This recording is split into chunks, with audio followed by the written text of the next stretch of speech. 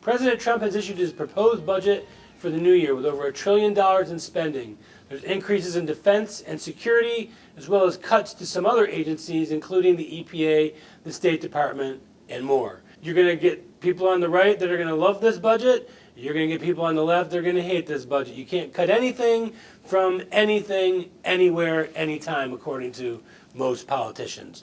What do you make of Trump's budget in terms of the increase in spending in the military and security? Well, there's no question. $54 billion additional dollars for the military. That's not a big amount. I mean, they have cut our military, they being Obama primarily, in the last 8 years have cut our military to the point we are not even strong against the Russians, for instance. If we were fighting... Our planes and ships can barely even function at this point. I'm glad you mentioned the ships. You know, the size of our Navy is about the size it was before the First War. Not the Second War, but the First War. When Thomas Jefferson started the Navy. No, well, I wouldn't go back that far, but certainly to 1914. And we need to... the respect that the United States has as a strong country, as a great country for the people and so on, but they know there's a big gun behind the United States ready to shoot if they give us a hard time. Well, as the poachers of the world who would like to see the United States down the drain are feeling a little better now because they think the elements, and they're mostly on the left, who want to cut back further of our military capability, are playing their game, because if we were weak and not able to resist, or at least being seen as not being able to resist, we, foreign policy-wise, have no stroke. As a matter of fact, I find it disgusting that we pay 25% of all the costs of the United Nations. 25%. NATO. Plus house them. Well, that's all part of it. Now, Trump's a developer. What could he do with that real estate in downtown Manhattan that we give the UN? No question about it. NATO. The deal at NATO was that 2% of your gross domestic product would go to the military. Well, we have given more than 2%. Germany, poor little Germany now say, well, you know, we don't want to be seen as a militaristic power, so they use that as an excuse to have put less than 1% of their gross domestic product. Okay, let's look at some of the cuts. EPA, State Department, National Endowment for the Arts, even some Meals on Wheels, which has got people freaked out. But a lot of these agencies, like NPR, PBS, they raise more money privately than they do through the government anyway. So why can't they compete on their own? I am 100% behind Trump for doing that, especially EPA. You know what I call EPA? The American Gestapo, because they can shoot anybody. I mean that literally, not literally. No, but they can stop any project for any reason. And they have. Yeah.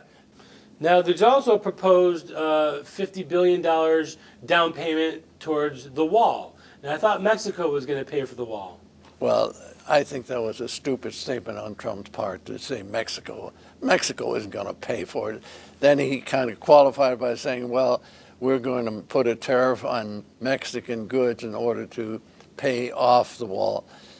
I said $50 billion. It's $1.5 billion. Excuse me. Well, the point being the question of the wall in itself. Are we better off having strong National Guard or Border Guard elements watching a regular fence?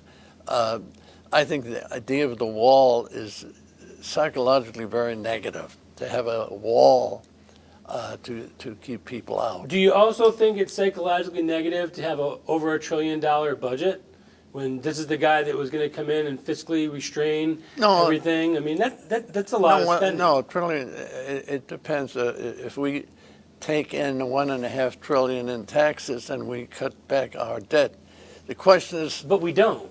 We don't. I mean, you see, you're talking about half the loaf of bread. Well, we probably take in $600 or $700 million in taxes. Which about 800. Okay, billion. so we're still short Yeah, well, that's why we have 400 million, that's 300 why we million. have our budgetary deficit. of 20 trillion. Half of it came during the 8 years of Obama. And if you look at the unfunded liabilities over the long term, it's astronomical. It's astronomical. You're right. The one thing I'm glad we can do this on our show and we can talk about things that most people don't talk about. I think what Obama did in taking the money that the Senate passed in order to develop infrastructure. People forget that when he got that 875 billion, probably more like $1 trillion in today's money, he was supposed to use that like Roosevelt did in 1934. He used it for infrastructure development. We are in desperate shape infrastructure-wise. We've got 55,000 bridges that Look at the recent floods in California from just some rainfall, and that tells you that we're in trouble here. I don't like to use the word treasonous. That's awfully strong, but Negligent? Negligent, or he was more interested in Obamacare, in this whole idea of if America cuts back its costs of producing, that will clean the air and will save the world, which was the most stupid thing I've ever seen. But he took $1 trillion of American money and he put it in things that have solar panel companies that went out of business, bankruptcy, and nobody has ever called him on it. No, and the cronyism at the top where that money ended up, it tells you exactly what was going on You got there. that right.